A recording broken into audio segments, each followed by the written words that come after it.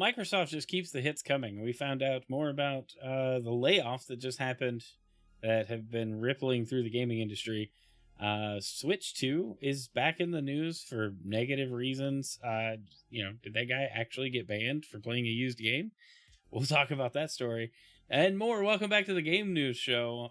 It's been a weird 7 days in the game news. Let's start with the Game Pass updates. Wave 2 for July. We have here Grounded 2 into game preview. Wu-Chang Fallen Feathers, Farm Simulator 25, Wheel World, Abiotic Factor, RoboCop Rogue City, My Friendly Neighborhood, which doesn't look friendly at all, and Back to the Dawn, which I don't know what that is either. But there's your second wave of games. I mean, Fallen Feathers and Grounded 2 looks good, so I will look at those.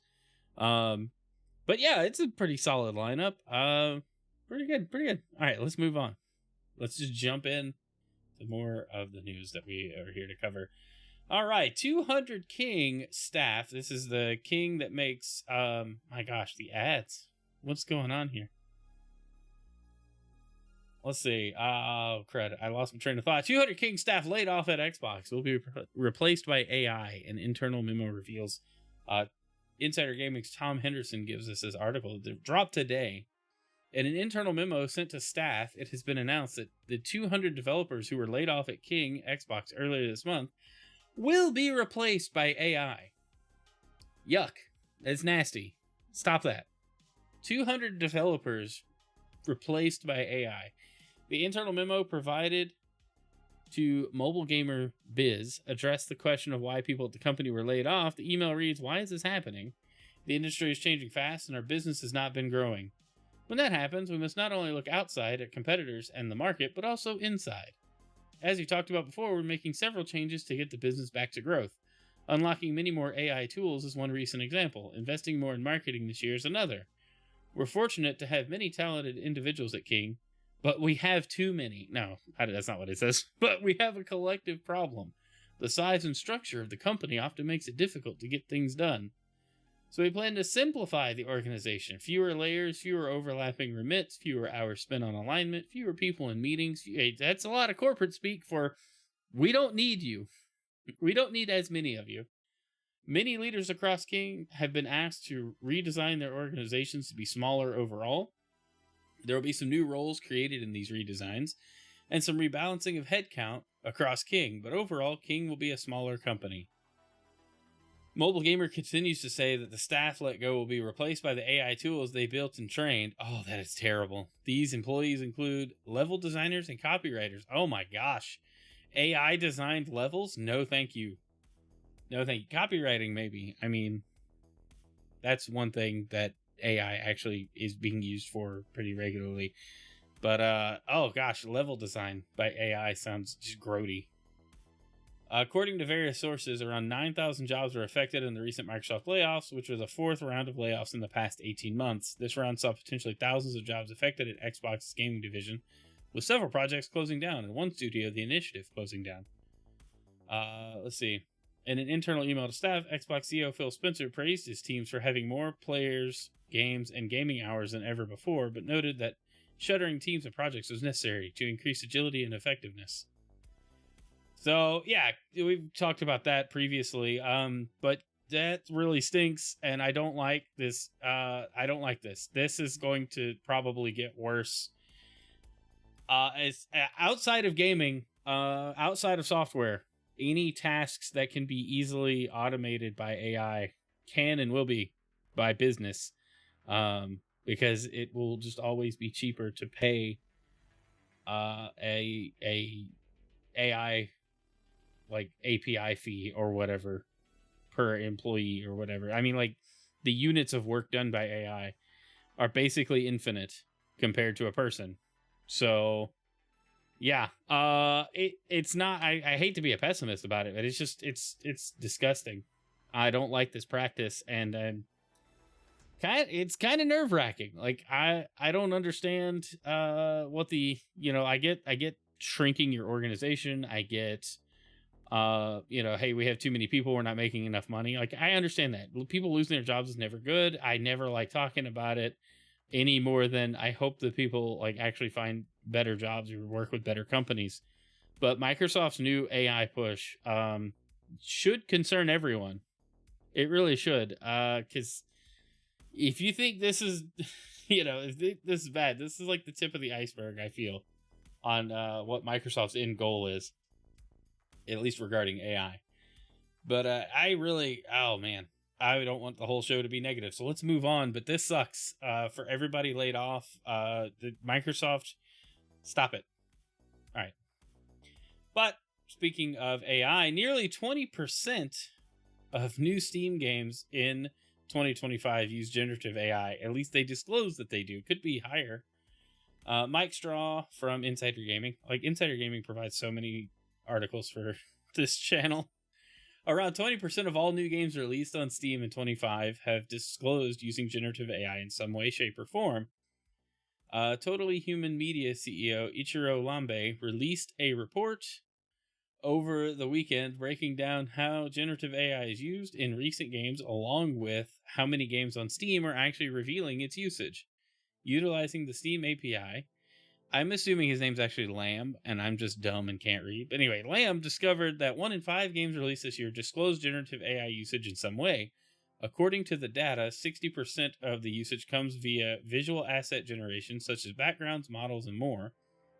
Which makes sense if I can code or have a game idea, but I'm terrible at art and can't pay anybody to make art. Generative AI to the rescue. It sucks because you should eventually hire somebody to make good, proper art.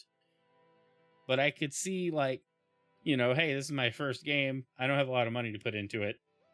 Use generative AI. I think that's okay. I really think that's okay. I think the end goal should be to work with people and not just be an AI powerhouse. Kind of the opposite of what Microsoft thinks a company should be at this point. But, I think it's okay to disclose that. I mean, absolutely you should disclose, but I think it's okay that we're learning that, hey, a lot of games being released are using AI. Now, is that the intent? No, I think a lot of these smaller, like, indie games, there's going to be a lot of studios that just go full in on AI generation for a lot of stuff, and they're never going to pay artists, and I think that's stupid. Other areas where it was used was in audio generation, marketing and promotional materials, text, narrative generation, code, and game logic. It was also found, however, that AI is being used as part of general gameplay as well. The report mentioned games like Enzoi, Comedy Night, Neuric, and Bitmagic, among others, all using AI during typo there.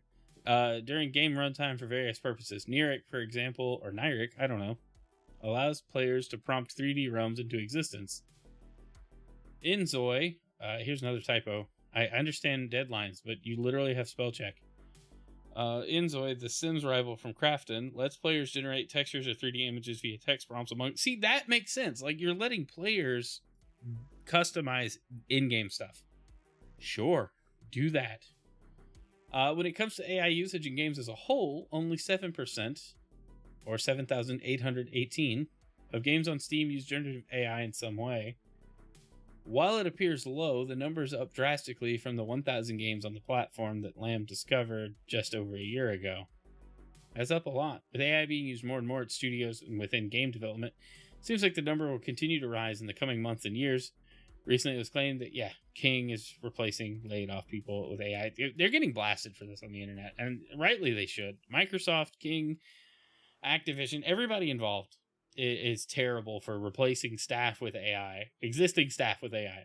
I think if you're an indie studio and you can't draw, I think it's okay to leverage generative AI. I said that earlier, but I'm going to say it again. I think it's okay. If you're a small studio, don't have a lot of funds, leverage it, make it work.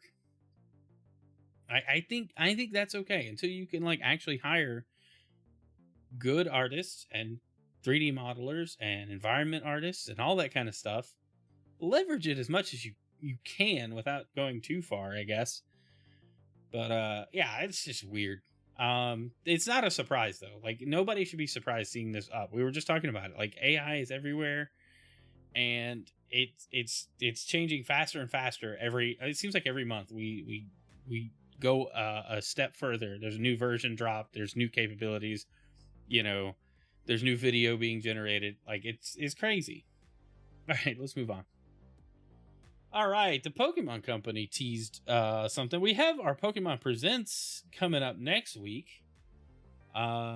This was on the Pokemon Japanese X page. The Pokemon Presents, to be streamed on Tuesday, July 22nd, will have its viewing page open from 9 p.m. on the same day.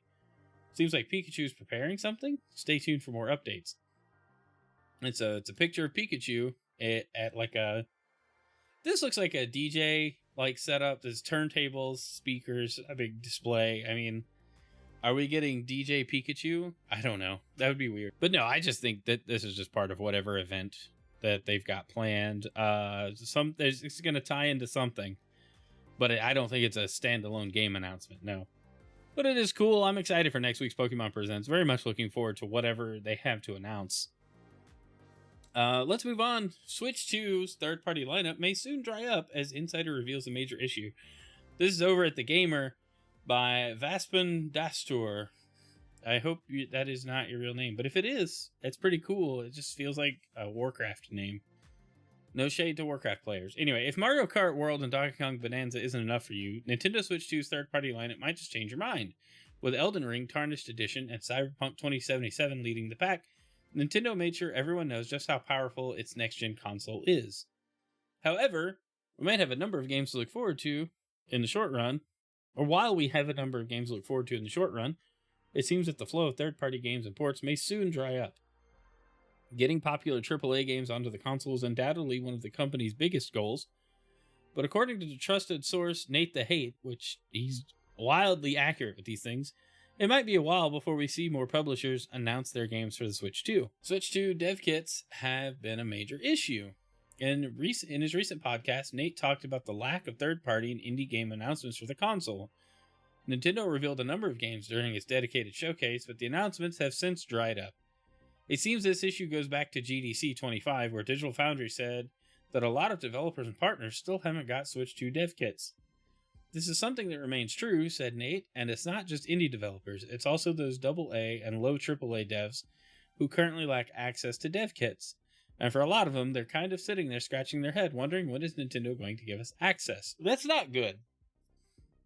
Because they literally, could be working on ports and making sure their game, even if you're a studio with an existing Switch 1 game, you could be releasing Switch 2 patches for your existing games, but without that dev kit, you really can't, because you have no way to test anything. You have no way to work on it. So yeah, that's super lame.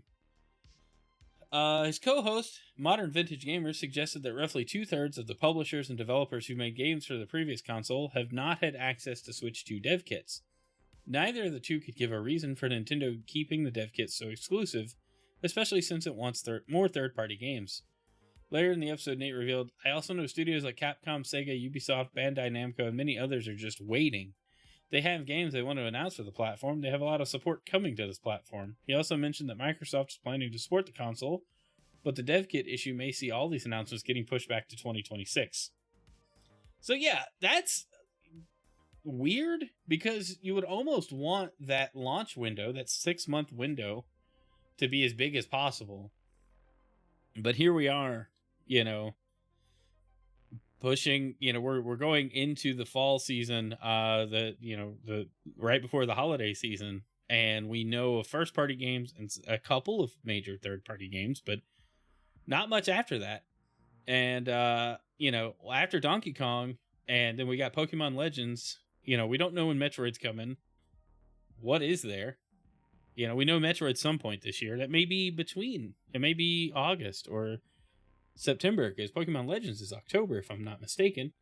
So it's just crazy that, third-party devs or devs in general, because I'd consider Capcom and Sega and Ubisoft to be much bigger. Microsoft shouldn't have had any problem. I mean, they definitely want to release their games on the Switch too, because they want their games everywhere. So I don't know. Weird. I wonder if it's a supply thing, because they leaned so heavily into getting consoles out to the public and the consumers that the developers, like the dev kits, are just in short supply. Maybe that's the issue. I don't know. But let's move on. All right. And speaking of Switch game vouchers to be discontinued in January 26th.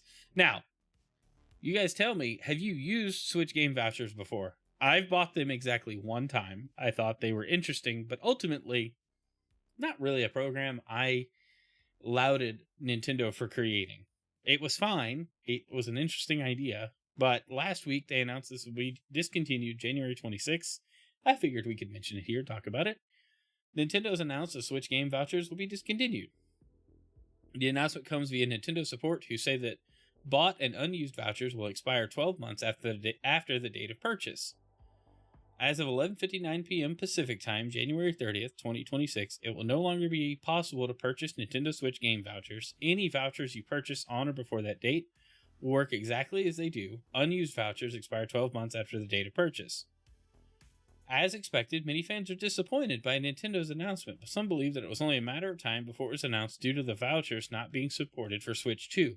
That makes sense, because the vouchers basically let you get 2 Switch games for slightly less than the cost of 2 Switch games at retail.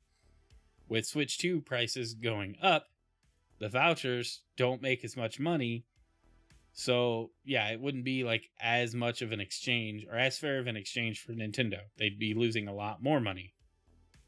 So, interesting. It's not, I don't know, to me it's like not a big deal, but I thought it was worth mentioning here. If you do like the game voucher program, maybe you saved up, bought game vouchers to buy games you knew were coming.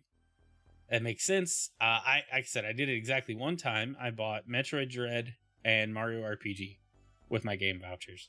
Those are the 2 games I got. Was it worth it? I guess. You know, like I love those games. Those are fantastic games. But I've been kind of leaning more towards physical for Nintendo stuff again. I don't know why. It feels like the right thing to do.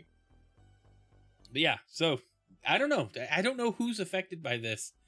I haven't seen anyone actually upset by it. It just makes sense with the current situation around pricing, you know? All right, let's move on. Now, this was wild. Dragon Quest 1 and 2 HD 2D Remake will not offer an upgrade path to Nintendo Switch 2. Save data won't transfer between the Dragon Quest games either.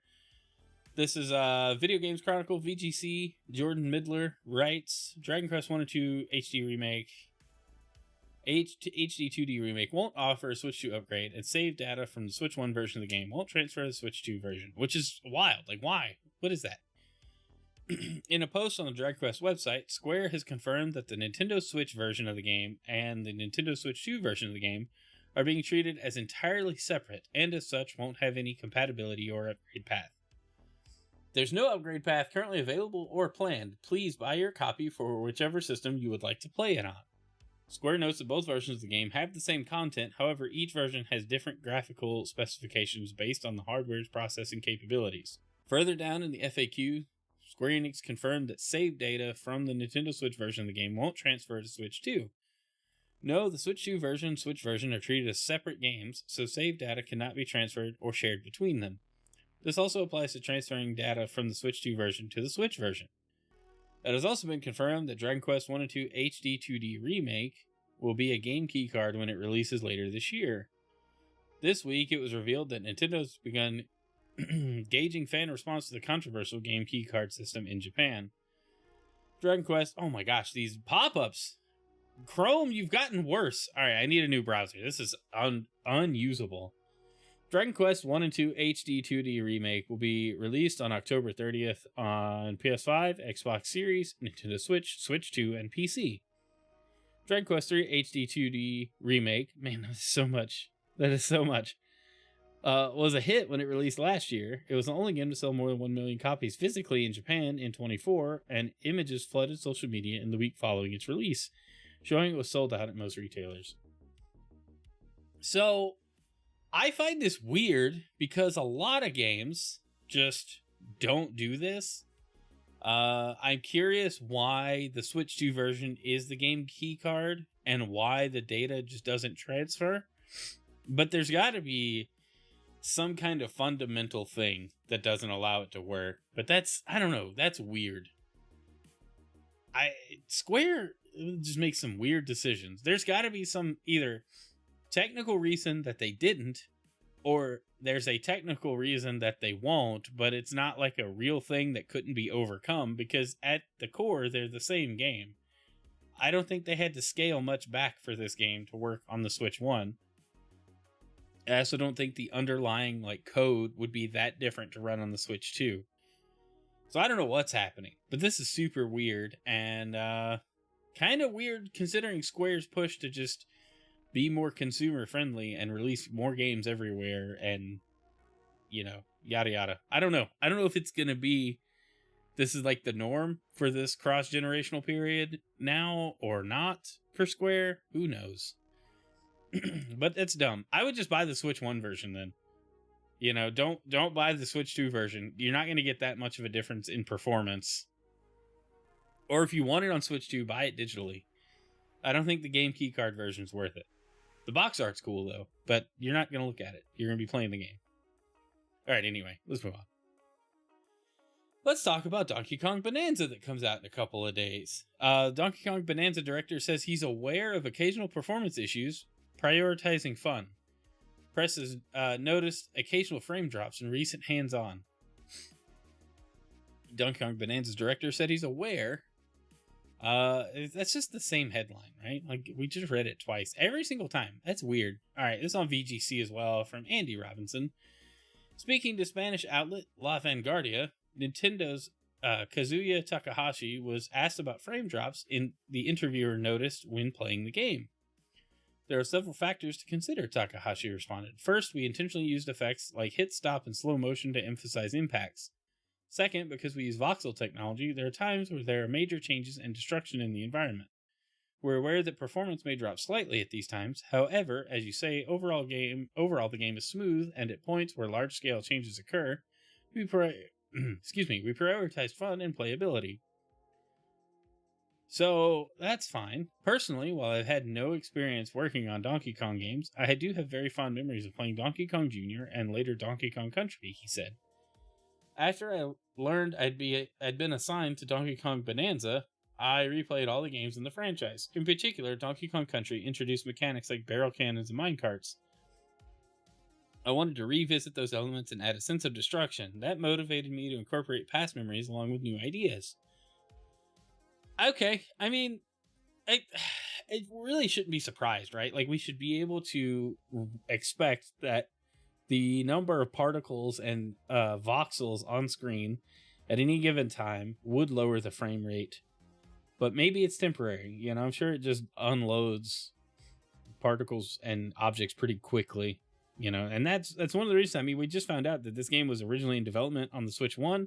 It got moved to the Switch 2. I lost my train of thought again. But anyway, I moved to the Switch 2, and probably just to take advantage of that extra horsepower, they could make the game more detailed, make some of those destructible environments a little more fun to deal with. I'd rather than prioritize fun. I don't mind an occasional frame dip, as long as it's not like Breath of the Wild or Tears of the Kingdom. When those were on the Switch 1, those frame drops kind of impacted how the game felt.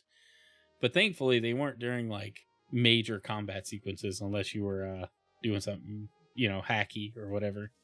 But anyway, all right, let's move on. All right, this is kind of a surprise, and it doesn't look like it's coming to North America, but I thought it was worth mentioning anyway. PlayStation Canada tweeted out, 30th anniversary PlayStation Portal, 30th anniversary DualSense wireless controller, and 30th anniversary PS5 digital edition console will have a limited restock in Canada launching September 9th. And then you can pre-order the 30th anniversary gear, which is really nice. There are also other countries listed announcing this restock.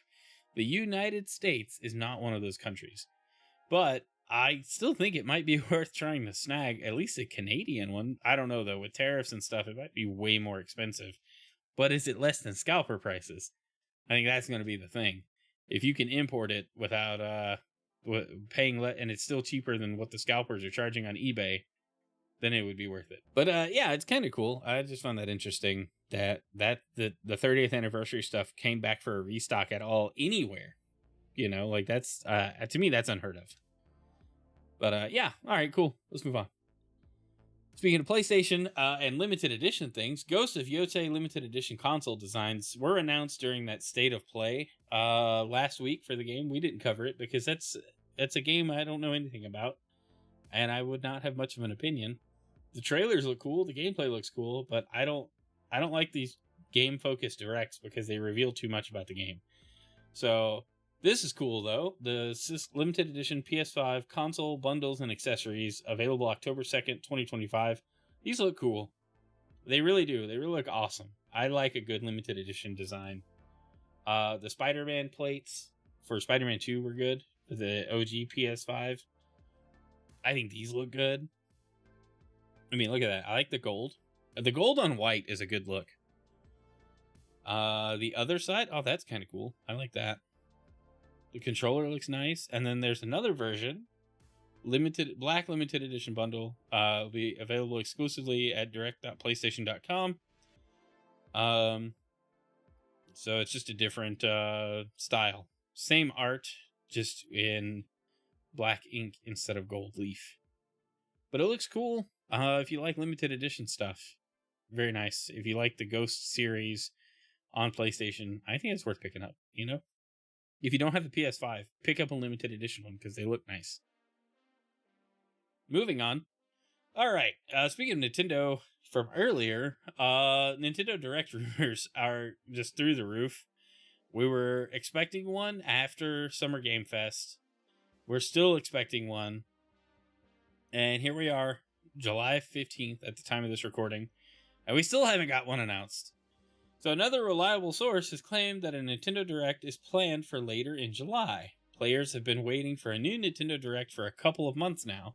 The last one was in April when we saw a Nintendo Switch 2 focused event concentrating on the new console's games, features, release date, and more. Interestingly, a new claim adds to another claim from last month, stating that a Nintendo Switch Direct is planned for later in July. The next Nintendo Direct reportedly arrives after Donkey Kong Bananza's release, which does make sense because that's like the big push. Nintendo always does this. They'll do like their big push. They'll have like game-specific directs, and then after like midway point through the release cycles for that year, they'll go, okay, time for another one. You know, like here's what's next. Here's what's like the next 6 months look like, which I like because then we don't know too far out, and we oftentimes get some good shadow drops or surprise drops. So I think that's cool. It's none other than Nate the Hate who has corroborated the claims about a Nintendo Direct being planned for later in July. In his new YouTube video, Nate reveals that his sources have told him there is a Direct this month, so the month of July. However, the Nintendo Direct will not take place until after Donkey Kong Bonanza releases. Nate adds that he does not have any information regarding the exact timing at this point. Moreover, Nate goes on to speculate that the Direct will probably be in the last week of July, as that week's Friday will be August 1st, and that is Nintendo's earning report day. A Pokemon Presents event is also planned for this month, and even though it isn't unprecedented for two presentations to take place in the same week, there's a chance that they wouldn't want to steal attention from each other. Regardless, players should take this information with a grain of salt, as it doesn't come officially from Nintendo. So, we don't have it announced. It'll probably be announced on like a Wednesday. It could be announced on Friday. It could be announced the day Donkey Kong Bonanza drops. It could be announced Monday. Like it really is up to Nintendo to just go, hey, there's a Direct happening, and it's, you know, tomorrow, it's tonight, it's right now. They really could just do that. Likely they won't, but with the Pokemon Presents, and we're not really sure what's going to be in it. Obviously, we'll get some Legends ZA info. But beyond that, it's not a focused one. I mean, there's Pokemon Unite stuff. There's Pokemon Sleep, celebrating anniversaries this month, I believe. So, yeah, I think there's just going to be a lot more in that Pokemon Presents than just the next game coming out. Hopefully, we'll get a new gen preview. But regarding a Nintendo Direct, I just want to know when Metroid drops, and that may be the next Direct gives us that release date. That's all I want. With that, we'll move on. All right, Forza Horizon 5 sold 2 million copies on PS5 in 1 month, it has claimed. Insider Gaming's Grant Taylor Hill reports it's been claimed by a former Turn 10 employee that Forza Horizon 5 sold a whopping 2 million copies in a single month when it was released on PS5. The game was one of the first Xbox exclusive titles to release on PS5 in April, and it skyrocketed on the platform, exposing an entirely new audience to the hyper-realistic arcade action of Forza Horizon 5. It's worth stressing that the reference from the former Turn 10 employee was pulled from a LinkedIn profile that has since been updated to remove all mention of the sales figure. Now, that makes sense because everybody that got laid off from Turn 10 and Microsoft at large would be updating their LinkedIn profiles and resumes and everything to reflect their accomplishments, and that's a pretty big accomplishment. So the employee put in his resume, or his job history or whatever, created cross-platform feature designs enabling Forza Horizon 5 to sell 2 million units in 1 month on PS5 alone. That's a big deal. The profile in question has since been updated to remove the comment, so it's likely he cottoned on... I don't understand the phrase here. Cottoned on to people talking about this and rushed to update what he'd written. Oh, wait, no, I didn't actually do that. That could mean he was wrong, or it could mean he just wasn't allowed to talk about it. It's unlikely we'll ever get confirmed sales numbers for Forza Horizon 5 on PS5, and Harrison's throwaway and now altered comment might be the best we'll get. Does it mention the name? Interesting. Forza Horizon 5 continues to offer a strong showing on PS5. Now fans are preparing what could be Forza Horizon 6, potentially launching next year. Will it land on PlayStation 5 on day one? Only time will tell. I think it's very likely. I think it's reasonable to expect. But that's some big numbers if true. And that just confirms Microsoft was right to put their games on PlayStation because that's extra money. They didn't have to do a whole lot. They didn't develop a whole new game here. They ported an existing game that had already sold as many copies as it would sell, reasonably, on PC and Xbox. So that's just 2 million extra copies for that developer. Now, couple that with the layoffs, and it's like a big slap in the face because it's, hey, we did a good job. You guys did a great job on this game. You made us a ton of money. Get out of here. We didn't make enough money. Anyway. I'm getting too dark. I feel like every week I get angrier and angrier at the games industry. Is that what happens when you cover gaming like I do? Like anyone like me? I don't know. How do you guys? How does anybody out there do it day to day? I do it once a week. For now, anyway. All right, let's move on. All right, Nintendo Switch 2 used games bans surfaces, but there's a perfect explanation. Grant Taylor Hill once again graces us with this lovely article. Earlier this week, a Switch 2 user took to social media to warn folks against buying used Nintendo Switch games to use in their Switch 2. This topic surfaced after one user was banned from Nintendo Online after downloading patches for a series of Switch 1 games they bought from the Facebook Marketplace. This immediately sent ripples of concern throughout the Nintendo community, with users far and wide writhing with worry that their second-hand game cards would see them stripped of their Nintendo Online privileges. Simple solution. In a post on Reddit, a Nintendo user explained, got banned and unbanned after simply downloading patches for 4 Switch 1 games I bought from Facebook Marketplace. Fortunately, they advised that the solution for this problem was simple and took no time at all to resolve. In before, it's just the fact that somebody was pirating their Switch 1 games or taking legal backups and then just selling them on Facebook Market because their MiG Switch isn't going to get their Switch 1 banned, and they don't care about Switch 2 users. They just got their backups. If you got banned, go here, support.nintendo.com, and under Talk to a Human, select Start Chat. It's fast, painless, and you get a live person helping you. They even had time to make a dig at Microsoft and Sony, suggesting that Nintendo's customer support solution is far more effective. This might seem like a worrying situation, but the explanation behind what happened makes complete sense. Nintendo has an anti-piracy solution that gives unique identifiers to each game cartridge, which acts as a preventative measure and blocks malicious operators from copying cards and selling them. Selling them. People will use a device like a MiG flash to copy cartridges before selling them on marketplaces as used, which means that the unique identifier could be online twice at the same time as both the original owner and the new owner play the game. We could expect this to become more of an issue thanks to the Switch 2's backwards compatibility mechanics, but fortunately it looks like it's easy enough to resolve. It doesn't really give you the resolution, though. I believe he had to send pictures of the games. Like, hey, I have them physically. Here's like the serial number on the back of the cartridge or the product ID or whatever. Like, it's in my system now. Like, it's my game. I have it. So, yeah, it's still kind of a worry, though, because how many people are going to know to contact Nintendo support? Like, okay, if I go to GameStop and I don't know what I'm doing, I'm buying a game for my kid, and his Switch 2 gets banned, or he gets banned off of Nintendo Switch Online, I'm going to go to GameStop because that's where I got the game from. I'm not going to contact Nintendo support. So hopefully this doesn't create a problem for retailers and Nintendo can address this more easily. It's weird though. Hopefully there's a more of a formal process Nintendo comes up with to like prove ownership, because it's not the secondhand retailer's fault. It's not my fault for buying a used game. Maybe Nintendo feels otherwise, but it's the pirate's fault, right? Anyway. All right, let's move on. All right, talked about this on the Gaming Roundtable a little last week, which is a very fun episode. If you guys haven't checked it out, you absolutely should. Sam CPO from Insider Gaming writes, Halo CE Remake will only feature a campaign mode, it's claimed. New information from a reliable insider reveals that Halo CE Remake will not feature multiplayer mode and will be campaign only. New details about the Combat Evolved remake have emerged from Rebs Gaming's latest YouTube video. In the video, he also shares updates on Project Eaker, Halo 7, and addresses some rumors surrounding Halo Infinite. Starting with the Combat Evolved remake, Rebs first discusses publicly available information. Halo Studios stated that most of what they showcased for their Unreal Engine 5 research project, Foundry, is expected to be included in the projects they are currently developing. The insider feels that Project Foundry is clearly based on Combat Evolved.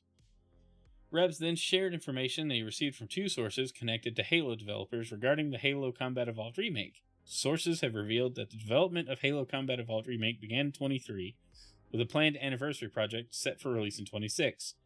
It has also been noted that the Halo CE remake will feature only a campaign mode and may be potentially released on PlayStation as well. In terms of multiplayer, Rebs Gaming has reported that 343 Industries canceled Battle Royale mode for Halo Infinite, known as Project Tatanka, has been handed over to Certain Affinity. The game development studio has rebranded it as a separate multiplayer game using Unreal Engine 5, which is currently codenamed Project Eaker. Rebs Gaming then refers to a recent post from a Halo data miner named Grunt API that teased a title ID code for a game. When asked about its significance, the source confirmed that it pertains to Eaker and indicated that the game has been receiving updates approximately every 6 hours in the past few days. He goes on to say, he discussed Halo 7, the upcoming mainline installment in the series. Based on his exchange with the Halo community manager, he believes that Halo 7 is currently in pre-production and will likely be an indirect sequel. However, players should not expect the game to be released until the next generation of Xbox consoles is launched. And then some rumors surrounding Infinite were debunked. The first rumors suggest that the multiplayer mode of Halo Infinite was being ported to Unreal Engine. However, sources including a former developer from Halo Studios and a current developer from Halo Support Studio have confirmed that they have never heard of such plans. The second rumor claimed that Halo Infinite would be coming to PlayStation, but again, these sources have stated they are unaware of any such intentions. I think Microsoft wants to move on from Infinite, or Halo Studios wants to move on from Infinite. I don't know if that's true or not. It feels that way. But okay, CE launching with a campaign-only mode. Like, just that's it. No multiplayer, no split screen. I would hope split screen co-op, but if they're building this in Unreal Engine 5, it's highly unlikely. Though it's very sad if true. But no kind of anniversary maps or anything? Like, that's weird, right? Am I the only one that thinks that's weird? I hope not. That would be very disappointing if true. But at the same time, it's par for the course for Halo Studios, for Xbox, for Microsoft as a whole, to just completely fumble what should be the easiest bag in the world for them. It is what it is, right? There's too many things going on, and they're trying to do too many things that are... I don't know how to categorize them, but just focus on making a good Halo game, please. I know it's been so difficult, but it doesn't have to be. Making games is a difficult task. Remaking a beloved classic doesn't have to be hard. I'll leave it at that. Let's move on. All right, we're approaching the end. This is our last article. full of ads. Windows Central, Sam Tolbert writes, Xbox Cloud Gaming Stream Your Own Game feature comes to the Xbox PC app live for insiders today. So, I think this is awesome, and xCloud really needs some love here. Xbox insiders can now stream their owned games directly from the Xbox PC app. Man, my voice is breaking down tonight. Members of the Insider program can now use Xbox Cloud Gaming's Stream Your Own Game feature on the Xbox PC app. As shared via Xbox Wire on Tuesday, a new update is rolling out for players, allowing them to see and stream games directly from the app. Naturally, this means that Xbox PC players can now stream the console versions of Xbox games they own, giving a way to play games across PC even if those titles don't happen to support Xbox Play Anywhere. This update also allows PC players to potentially save on storage space, choosing to stream a particularly large game instead of keeping it installed on an internal or external SSD. This also comes as the Xbox PC team is doing a lot of work on the app, with prior updates for Xbox insiders bringing support for PC storefront aggregation, letting players see games from Battle.net and other stores in their Xbox PC library. A lot of this work is also meant to pay off for the Xbox Ally partner handheld device, which is slated to launch at some point later in 2025. The Xbox Ally will launch into the PC app, but also allows players to install and use other storefronts. Streaming Your Own Game is growing steadily. Years after first being promised, Stream Your Own Game first began rolling out last fall with an initial selection of 50 games that could be streamed through a browser via xbox.com/play, including titles like Larian Studios' Baldur's Gate 3. Additional updates have seen the list of games grow frequently, with titles such as Assassin's Creed Shadows, Final Fantasy XVI, and Subnautica joining the roster. Updates have also opened up Stream Your Own Game on other devices, including Xbox Series X and S, Xbox One consoles, LG and Samsung smart TVs, and MetaQuest headsets. In order to stream your own game, you'll need to purchase a copy of the game, and be subscribed to Game Pass Ultimate, which allows you to stream Xbox first-party titles and numerous other games in the Game Pass library. So that is actually a big deal because the Xcloud service you need to be able to use your own games. Otherwise, it's just kind of like, all right, now I can only play Game Pass games in the cloud. So if a game's not in Game Pass, I can just write it off as not being streamable on Xcloud. So it kind of diminishes the value of the cloud streaming service as a whole. Adding more games to it is brilliant. I didn't even know Final Fantasy 16 was in there, so that's awesome. I need to check that out at some point. But yeah, I'm excited to see the service grow. It really makes Xbox Play Anywhere actually meaningful. And you actually get the Play Anywhere, like, meaning. I know I'm just kind of reiterating what I said. It sounded really stupid, but, anywhere actually meaning anywhere is important, and not just anywhere we allow you to play. It's like, hey, if you can load up a browser, if you have the app on your phone, if you have, a device that has access to the Xbox Cloud service natively, like the smart TVs and such, that's awesome. So I think it's great. Cloud gaming has come a long way. I still think GeForce Now is like the king of cloud streaming, but Xbox isn't far behind. They just need to up the quality some kind of way, and that's a big hurdle because they're using Series X hardware, but I think it's capped at Series S performance for some weird reason. I think it's to let more nodes run on their blades, but anyway, all right, well, that does it for the game news. Guys, what do you think about anything that I covered? Did you enjoy it? If you're watching on YouTube after the fact, thanks for being here. Thanks for checking out the video. Leave a like, hit the subscribe button, leave a dislike. It's all good with me. It's been a fun week in gaming and game newsing. Until next time, bye.